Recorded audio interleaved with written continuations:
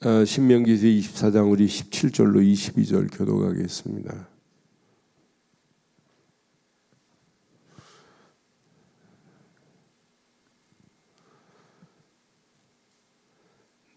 너는 객이나 고아의 송사를 억울하게 하지 말며 과부의 옷을 전당 잡지 말라. 너는 애굽에서 종되었던 일과 내 하나님 여호와께서 너를 거기서 속량하신 것을 기억하라. 이러므로 내가 내게 이 일을 행하라 명령하노라. 내가 밭에서 곡식을 벨 때에 한 묵을 밭을 잊어버리거든 다시 가서 가져오지 말고 나그네와 고아와 과부를 위하여 남겨두라. 그리하면 내 하나님 여호와께서 내 손으로 하는 모든 일에 복을 내리시리라. 내가 내 감람나무를 떤 후에 그 가지를 다시 살피지 말고 그 남은 것은 객과 고아와 과부를 위하여 남겨두며. 두 절 함께 읽습니다. 내가 내 포도원의 포도를 딴 후에 그 남은 것을 다시 따지 말고 객과 고아와 과부를 위하여 남겨두라. 너는 애굽 땅에서 종되었던 것을 기억하라. 이러므로 내가 내게 이 일을 행하라 명령하노라. 아멘. 하나님은 전지전능하다는 말이 저는 사실적으로 실감나요. 하나님은 모든 상황, 모든 환경을 다 보고 알고 계시는 분이 아니라 익히 알고 계시는 분입니다. 그러니까 오늘 이스라엘 백성들이 가나안 땅 들어가서 이렇게 행하다는 규정들을 쭉 보면 하나님은 그들의 사정을 너무 잘 알아요. 돈이 없어서 저당물로 잡은 물건이 담요라면 해가 지기 전에 돈을 못 갚아도 갚어, 돈을 못 갚더라도 돌려줘라. 왜? 하나님은 다 알고 계세요. 이 낮에는 장렬한 태양빛이 모래사막, 팔레스타인에서 내려오는 모래사막으로 어마어마하게 뜨거워요. 근데 해만 지기만 하면 갑자기 차가운 기온으로 바뀌어지면서 견디지를 못해요. 그래서 네가 저당물로 잡았는데, 전립 저당물로 잡았는데 저녁까지 갚지 못하면 담요는 줘야 돼. 겉옷을 잡았다 줘야 돼. 맷돌에 윗돌을 갈았는 윗돌을 네가 저당물로 받았는데 저녁까지 안 가져오면 돌려줘야 돼. 그 맷돌에 위가 없이는, 윗맷돌이 없이 어떻게 밥을 먹니? 그러니까 하나님은요, 모든 사정 형편을 다 하시는 분이에요. 그러니까 우리가 진짜 예수 믿는다면 우리가 살필 수 있는 건 기본이어야 됩니다. 그래서 왼손이 하는 것을 오른손이, 오른손이 하는 것을 왼손이, 사실은 모를 정도로 살피는 게 그게 기본이에요. 꼭 교회가 구제를 위해서 믿는 건 아니지만은 그건 기본입니다. 그건 잘한다고 내세울 거 없어요. 그래서는 언약 백성에게 이렇게 세밀하게 인도하시는 하나님의 계획을 보면서 우리가 바르고 언약 가지고 있다. 예수를 그리스도로 믿는 믿음 가지고 있다. 어떤 문제 와도 괜찮다. 오늘 기도처 메시지처럼 여러분, 환난은 오히려 세계복음화의 기회였습니다. 초대교회는.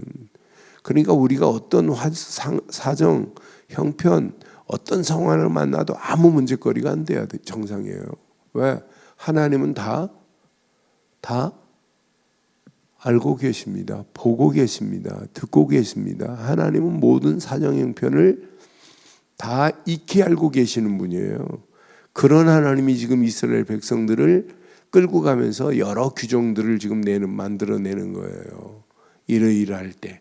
근데 오늘 우리가 읽은 부분을 보면 하나님은요, 반드시 객이나 고아의 송사를 억울하게 하지 말며 과부의 옷을 전당 잡지 말라 그랬어요. 너는 애굽 땅에서 종되었던 일, 너도 애굽에서 종되었던 일 기억해봐. 그때 누가 먹였어? 누가 입혔어? 이 말 아니에요? 그러니까 분명히 너는 애굽에서 종되었던 일과 내 하나님 여호와께서 너를 거기에서 속량하신 것을 기억하라. 그러함 이름으로 내가 내게 이 일을 행하라고 명령입니다. 명령. 그러니까 하나님은요 지금 이 일도 명령으로 우리에게 주셨어요. 그러니까 이런 사람들, 과부나 고아나 객이나 이런 자들에게 이렇게 하라고 지금 명령하고 계시는 거예요. 심지어는 얼마나 자세하게 지금 19절 말해요. 곡식을 벨 때 한 다발을 한 묶음을 지금 추수를 지금 하려고 묶어놨다가 안 가져왔다. 그거 뒤돌아서 가져가지 마. 그건 나그네와 고아와 과부를 위하여 남겨두어. 그거 기억난다고 가서 가져오지 말고. 그러면 그리하면 내 하나님 여호와께서 내 손으로 하는 모든 일에 이게 복 받는 일입니다. 복을 내리시리라고 약속했어요.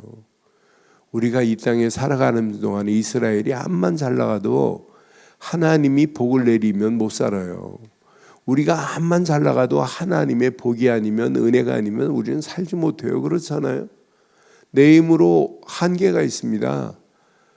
분명히 보세요. 이스라엘 백성들이 아무리 잘 나가도 하나님이 늦은 비와 이른 비의 축복을 내리지 않으면 이스라엘이 존재해요? 존재 못해요. 이른 비와 늦은 비의 축복, 거기에다가 아침에 기온차로 인해서 생기는 이슬로 이스라엘을 그 황폐한 그 땅을 하나님이 푸르게 만드는 방법은 하나님의 손에 있어요. 이스라엘이 무슨 스프링쿨러를 대가지고 만드는 게 아니에요.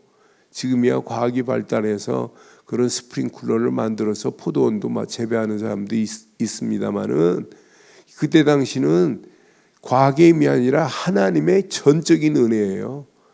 늦은 비에 씨를 뿌리고 이른 비에 파종을 하고 늦은 비에 추수를 거두는 그 때를 따라서 하나님이 비를 내리지 않으면 안 되게 돼 있어요. 나일강에 애굽에서 종되올 때도 하나님이 그 축복을 내리지 않으면 못 견뎌요. 나일강에서 네가 물을 대가지고 농사를 지려고 해봐. 얼마나 힘들어. 그런데 하나님이 이른 비와 늦은 비의 축복으로 하나님이 그들을 먹이시겠다는 거예요. 그런 이른 비와 늦은 비의 축복이 저와 여러분들의 삶에 그대로 하나님의 손길이 임하기를 주의 이름으로 축원합니다. 그러니까 우리가 복음 가지고 있다면 여유를 가져라가 아니라 하등바등할 필요 하나도 없는 게 복음입니다. 이스라엘 백성들이 언약 가지고 자기들 방법대로, 자기들 생각대로, 자기들 경험대로 하나님이 역사할 틈이 없는데요. 그렇잖아요. 그러니까 이건 하나님의 방법은 이게 안 되는 것처럼 보여도 하나님의 방법대로 하면 이게 다 윈윈합니다. 윈윈하는 축복의 길인 줄 확신합니다. 그러니까 분명히 복을 주시겠대요. 야, 네가 한 묶음을 지금 안 가져왔다고 그거 악착같이 가지고 가려고 하지 마. 그건 나그네와 고아와 과부를 위하여 남겨두어. 그리하면 하나님께서 책임지겠대요. 여호와의 손이 여호와께서 내 손으로 하는 모든 일에 복을 내리시겠다고 이렇게 규정을 내리시는 거 보세요. 그러면서 내가 내 감람나무를 떤 후에도 그 가지를 다시 살피지 말고 한번 떨었으면 다시 살피지 마. 남은 것은 객과 고아와 과부를 위하여 남겨두라고. 우리의 전통인 까치밭과 마찬가지로 이렇게 남겨두래요. 우리처럼 까치밭 이렇게 몇 개 이렇게 남겨두는 것이 아니라 그 정도 수준이 아니에요. 이 그림을 보니까 아예 한 5분의 1 정도로 그냥 남겨두는 그런 메시지대로 이스라엘 사진 보면 그런 것도 있어요. 그러니까 까치밥 몇 개 남겨갖고 까치들이 와서 먹으라니, 까치들이 먹으라는 말 없어요. 객과 고아와 과부를 위하여 이렇게 남겨두며 그랬어요. 그러니까 교회가 진짜 복음 안에서 세상 어느 것보다 더 확실해야 돼요. 그러니까 교회가 지금 뭐 그거 자랑할 건 아니지만은 뭐 국수 삶아주고 라면 끓여주고 먹고 아침 주는 거 그거 자랑할 건 아니에요. 그런데 이건 기본이라 분명히 말씀하잖아요. 그러면서 뭐라고 말씀해요? 21절에 보니까 내가 내 포도원에 포도를 딴 후에 그 남은 것을 다시 따지 말고 그것도 마찬가지로 객과 고아와 과부를 위하여 남겨두라 분명히 말씀해요. 그러면서 말씀합니다. 너는 애굽 땅에서 종되었던 것을 기억하라. 너 애굽에서 종되었을 때 누가 먹였니? 누가 안 먹였어요? 그럼 우리는 한번 확인해 봐요. 지금까지 여러분 누구의 은혜로 여기까지 사셨어요? 내 실력이었어요? 내 능력이었어요? 내 힘이었어요? 내 실력, 내 능력이었다면 지금부터 하나님의 은혜 필요 없다는 거나 마찬가지 아니겠어요? 오늘도 우리는 하나님의 은혜가 먼저야 돼요. 하나님의 은혜로 오늘 여기까지 하나님이 우리를 인도하신 건 맞지요? 그럼 지금도 하나님의 은혜를 먹고 살아야 되는 건 맞지요? 내일 한 번도 가보지 않은 길이지만은 우리에게는 필요한 건 하나님의 전적인 은혜입니다. 그 은혜가 아니면, 그것도 이른 비와 늦은 비의 은혜가 아니면 우리는 1분 1초도 살 수 없구나. 하나님의 은혜로 여기까지 인도함 받았고 우리가 살아가는 것도 하나님의 은혜로 사는 거구나. 하나님은 전지전능하신 하나님이에요. 그 하나님이 모든 것을 다 하시고 세밀하게 나를 여기까지 인도하셨구나. 그럼 지금 내 앞에 놓여 있는 그 문제 앞에 여러분 염려할 필요 없어요. 염려하면 뭐가 나오냐? 갈등 와요. 갈등 오면 뭐하냐? 방법 써요. 방법 쓰면 그 방법이 하나님이 원하시는 방법이냐? 아니에요. 인본주의입니다. 그러면 인본주의 쓰다 보면 또 대책 세웁니다. 대책 세워놓는데도 또 갈등이 없어요. 계속 갈등은 반복되는 거예요. 갈등 대책, 갈등 대책. 그게 우리의 인생이면 얼마나 지루해요. 그렇지 않아요? 그런데 상상할 수 없는 하나님의 은혜로 하나님의 역사를 맛보고 산다. 이것만큼 복이 있는 삶이 어디 있겠어요? 오늘 이 아침 이 말씀 묵상하면 할수록 전지전능하신 하나님이 모든 것을 다 아시고 이렇게 세밀하게 나를 인도하시는구나. 오늘 이걸 깨달아야 돼요. 전지전능하신 하나님입니다. 그 하나님이 세밀하게 인도해요. 그런데 우리는 인도함 받을 수밖에 없잖아요. 오직 우리처럼 오직 언약, 오직 복음, 오직 그리스도 안에 이것만 강조하는데 하나님이 우리의 길을 그냥 두시겠어요? 심지어는 우리의 앉고 일어섬까지 완벽하게 책임지시고 인도하실 줄 확신합니다. 시편 139편 1절로 6절처럼 하나님은 다 섭리하시고 통치하고 계세요. 너의 앉고 일어서는 것까지 다 인도하시는 그런 하나님이에요. 단순히 지금 남을 도와주라는 메시지가 아니에요. 하나님의 전지전능하신 보이지 않는 은혜의 손길, 하나님의 은혜의 날개 안에 내가 거하고 있다는 게 얼마나 감사해요. 그 은혜 안에 있기만 하면 어떤 환경을 만나도 방법 쓸 필요 없구나. 대책 세울 필요가 없구나. 대책 세우는 자체가 그게 무모한 짓이구나. 하나님은 이렇게 세밀하게 나그네를 위해서, 객을 위해서, 고아를 위해서, 과부를 위해서 이렇게 세밀하게 다 준비하고 인도하시는구나. 어디 가서 구걸하지 않도록 하나님이 이렇게 책임지시는 그 하나님이 이스라엘의 하나님만이 아니라 이 아침 저와 여러분들의 하나님이 되시는 줄 확신합니다. 그런 하나님께서 세밀하게 지금 인도하고 계시는 거예요. 단순히 나보고 지금 도와주라, 좀 아량 있게 하라 이런 메시지가 아니에요. 이게 나를 향하여 하나님은 이렇게 세밀하게 너를 내가 다 보고 있어. 내가 너의 앉고 일어선까지 다 책임지고 있어. 아무 걱정할 필요 없어. 오늘 이 언약 붙잡고 가는 발걸음 대책 세우는 만큼 손해입니다. 방법 쓰는 만큼 손해입니다. 하나님은 이렇게 세밀하게 이스라엘 백성들을 책임지시고 인도하시는 것처럼 저와 여러분들의 가는 길을 인도하실 줄 확신합니다. 그래서 우리가 종되었던 때를 기억하라 하는데 저는 이 말씀 묵상하는데 맞다 그렇다. 내가 복음 모르고 마귀손에 끌려서 지옥 갈 뻔했는데 하나님이 죽은 자 가운데서도 살리시는 능력의 하나님인데 그런 하나님이 나를 구원의 자리에 세우신 그 은혜, 바다를 먹물 삼고 바다를 먹물 삼고 하늘을 두루마리 삼아도 그 은혜를 기록할 수 없어요. 내가 오늘 이 아침도 하나님의 은혜를 먹고 산다는 게, 은혜를 잊고 산다는 게 얼마나 감사해요. 내가 은혜 안에 거하고 있다는 게 얼마나 감사해요. 그럼 내 앞에 놓여있는 문제의 현실 앞에 여러분 내가 방법을 쓰는 만큼 하나님과 관계없어요. 하나님이 다 책임집니다. 여러분 전도 캠프는 여러분들이 힘으로 하는 게 아니에요. 하나님이 하시는 걸 보고 따라가는 거지. 캠프하면 내가 자꾸 뭘 하려고 해요. 내 힘 가지고 뭐가 해야 직성이 풀리는 민족이라 우리가. 내가 해야만 끝나는 줄 알아요. 아니에요. 아닙니다. 하나님이 행하시는 걸 보고 따라가는 거예요. 그러니까 예수님 사역 자세히 보세요. 천국 복음을 전파하시고 전파하신 다음에 나를 따라오너라. 따라가는 게 신앙생활이고 따라가는 게 사역입니다. 그러니까 따라오래. 그리하면 사람 낚는 업으로 만들어 주리래. 전도 네가 하는 게 아니라 내가 함께 할 거야. 전도도 하고 귀신을 쫓아내는 권세도 내가 줄 거야. 이렇게 이미 말씀했어요. 그 말씀만 보고 따라가는 거예요. 그러니까 우리는 사역하면 우리가 막 내가 열심히 해야 되는 줄 알아요. 아니에요.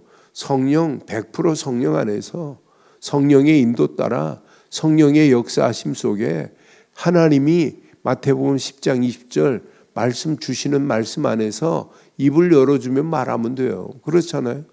네가 말하는 게 아니야. 내가 말하는 거야. 하도 안 믿으니까 부활하셔서 또 말씀해요. 부활하셔가지고도 볼지어다 세상 끝날까지 너희와 항상 함께 있을지니라 라고 또 말씀해요. 부활하셔서까지. 워낙 안 믿고 내 힘 가지고 하니까.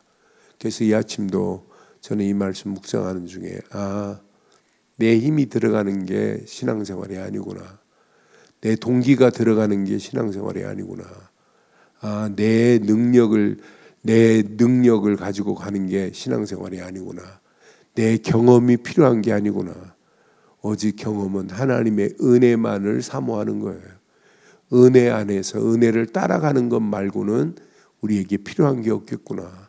오늘 이 아침 이 말씀 깊은 묵상하면서 우리 앞에 놓여있는 어떤 상황이라 할지라도 지금부터 두려워하지 마시고 염려하지 마시고 염려하다 보니까 대책을 세우는데 대책도 세우지 마시고 방법도 쓰지 마시고 오직 언약입니다. 오직 말씀입니다. 오직 말씀 붙잡고 기도하다가 오늘도 성령의 완벽하신 인도하심 따라 성령의 역사하심 따라 오늘도 하나님의 손이 나와 함께 하시는 사실이 체험되는 복된 하루의 시작이 되시기를 주의 이름으로 축원합니다. 전능하신 하나님 은혜 감사합니다. 이 아침도 주신 귀한 메시지 앞에 다시 한번 하나님이 내신 규정 앞에 이스라엘 백성들에게 한 메시지가 아니라 나를 향한 메시지로 받게 하시고 오늘도 이 말씀 붙잡고 움직이는 발걸음마다 하나님의 은혜의 손길이 오늘도 나와 함께 하시는 것이 체험되게 하시고 하나님의 은혜 안에서 오늘도 내 안에 완벽한 하나님의 손길이 터치하심이 확인되어지는 복된 하루의 시작이 되어질 수 있도록 우리의 발걸음을 인도하시고 역사해 주옵소서.